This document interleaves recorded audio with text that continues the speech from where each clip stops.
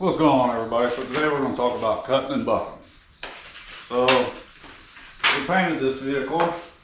We got a few spots in it we need to wet sand and buff. So today we're going to talk about wet sanding and buffing.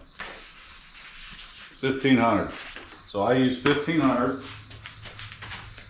on a soft block.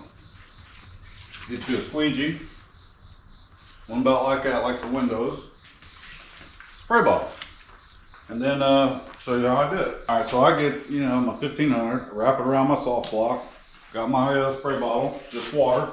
You can put a drop of Dawn dish soap in here, sometimes it cuts a little better. And then, I'll wet down where I'm gonna go, and then I'll just start sanding. Just like you're blocking a car. Basically the same thing, except for stay away from any edges, any sharp edges, stay completely away from those. And then as you're going, take your squeegee,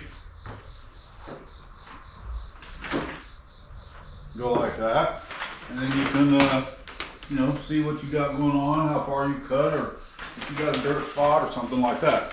And continue this process until you get the desired finish you want. So like, if you only had a couple of dirt nibs or something, just get those out. Don't just focus on one area, because if you focus on one spot, when you do buff it, that spot's going to be slicker and the rest of it's going to stick out real bad. So if you had to do one little dirt nib, just kind of go around it after that a little bit, like get this spot and then just kind of go around a little bit, not real heavy. That way it kind of blends in. And another way you can do it, actually, let me get it. Alright, as you guys remember from one of the other videos, you know what this is. Flat black aerosol. So if you got white, red, whatever color it is, you can get a opposing color. So like if you wanted this perfect, spray on it like that. Nice little mist coat, let it dry, and then we'll show you what to do with that. And I'm sure you're probably thinking like, did he just spray paint on freshly clear coat? Yeah, I did. Don't worry. Alright, so we took the flat black, sprayed it on, that way it's basically like a guide coat. It's like a guide coat on clear coat for wet sanding. So let's say you was doing a hot rod or something you wanted, absolutely perfect, flat. There's other ways you can do it, but use that as a guide coat. No, don't worry, it's not going to soak in and it's not going to ruin it. So, alright, we got that sprayed on. You get your block, I'm using 1500.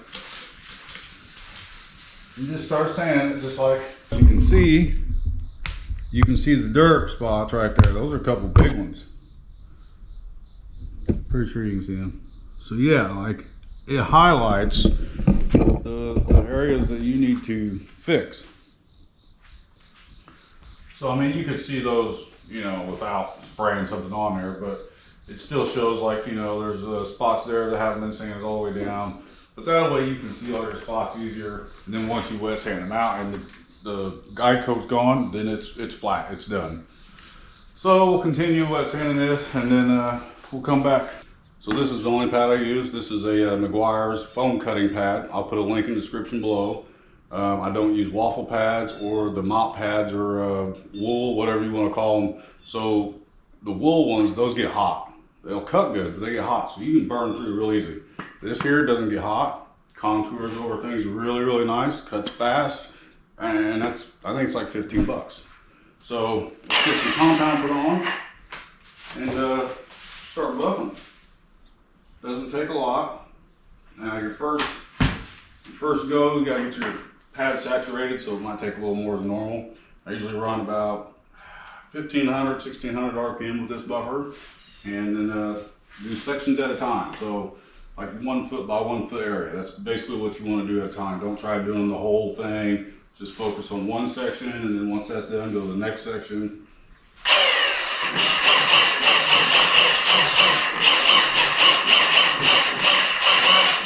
Now I'm doing that to keep the compound from flinging everywhere. So I'm like,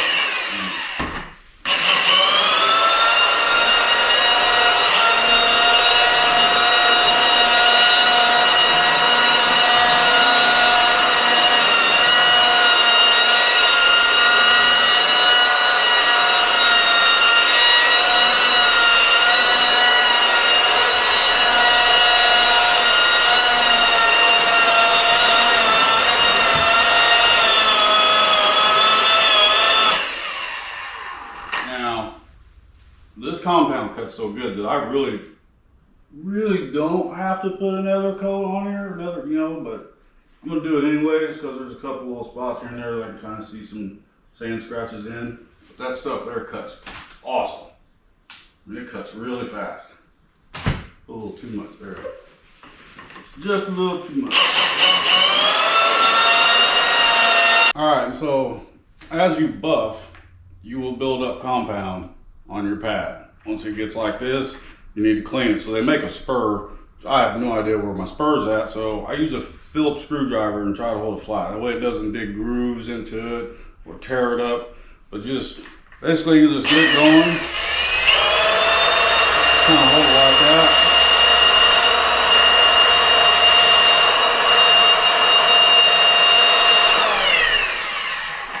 And clean all of that off there. That way it's not, building up and then it doesn't want to cut. You'll just keep putting more and more compound on and it won't be doing too much. So we're just about done here. We got that little section there and then we'll get to the polishing. The sharp edges and everything, and I'm not scared to do it because this pad and this compound does not even get hot. Like, this pad's not hot, it's not warm at all, not even to touch. So it's going to take a lot more to burn through than if you're using a wool pad or something like that. Those to me, I stay away from. To me, they're old school. That's what we used 15, 20 years ago.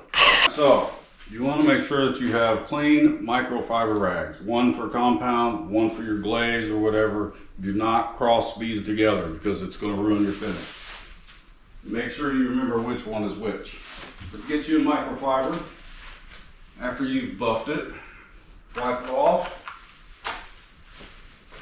Do not do this in sunlight because then it'll harden and you might not get it off at all except for buffing it again. And you don't want to do it twice. So try to do this in the shade without the panel being hot. Now that you've wiped it off, you can look at it and see if you got any spots that you've missed or something that needs buffed again. Like I see a little spot right there that needs going back over. You really do want to wipe it off as you're going. So when you do your section here, this whole side, let's say you're doing the whole hood, this is the third, this is the third. Once you get done with that, wipe that off so that way the compound doesn't dry, which I should have done, but I'm not thinking, it's early. All right, so now we're going to change to our polishing pad. Another, don't want to cut dirty. Another Meguiar's pad, so we'll get that on there, and then we are using the M003. This is the glaze. So after you've compounded, you want to use a glaze. This will come back, remove all your swirl marks, anything like that, and it puts a deep, deep polish on. It's really good stuff. Doesn't take much. And I usually run this at a little lower, about 1200 RPM.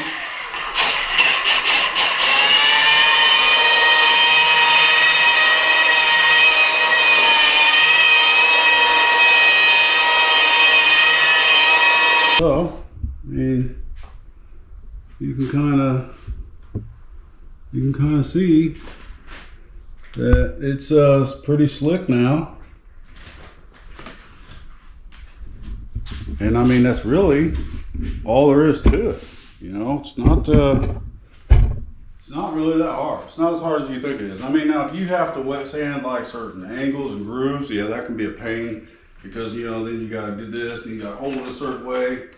But I'm telling you, if you use one of these, your buffing will be 10 times easier if you're using a mop, pad or the waffle pads. This here is my favorite. I've been using this for probably 5 years now. I had to buy it one day at the paint store because it was out of what I used, and after that, I never used a different one again. I always use it. I always got a spare one in case this one gets ripped too. Same with the polishing pad. Best one I've found so far, and they're like $15. There'll be links in the descriptions below for each one of these, so that way you can see them. But that's all there is to it, guys. I mean, if you had, you know how I put the guide coat on there, you can do that. I mean, it'll wet sand off. Now there is a problem. So if you spray that guide coat on and you have like a deep fisheye or something, now that black is going to go into that fisheye. So you're going to have to wet sand that fisheye down, and if it's all the way to the base or something, then you're gonna burn through. So sometimes if you have one that's that deep, you'll have to get like a reducer, put it on a rag and try to wipe it out of the fish eye, so that way you don't, you're not gonna sand it all the way out. Other than that, that's about it. Can't really think of too many more things. I mean, to me, it's a pretty easy process. Just use 1500, so you can use the 1500 wet sand, which this is what I like. 1500 on a DA, and then you can DA it, which it is faster, but it seems to me whenever you use a DA pad, sanding, like the sanding disc, it gives like a micro dot finish when you buff it. No matter what, it's like I get a slicker finish doing it by hand than I do with the pad. But you can do 1500, then go your way 2000, 3000, blah, blah, blah, depending on how good of a finish you want. 1500 to 2000, 2000 is good enough. I mean, anything past that, you're pretty much doing show car finish. But that's how I do it. Just get a spray bottle, put some elbow grease in, make sure you get you a little squeegee, wipe everything off. And that's about it, guys. That's it. I mean, I can't think of anything else, that's I need to explain. But if you have any questions or anything, throw them in the comments. And I try to read everybody's comment, reply back to everybody. I'm trying to grow a community so that way we can all help each other.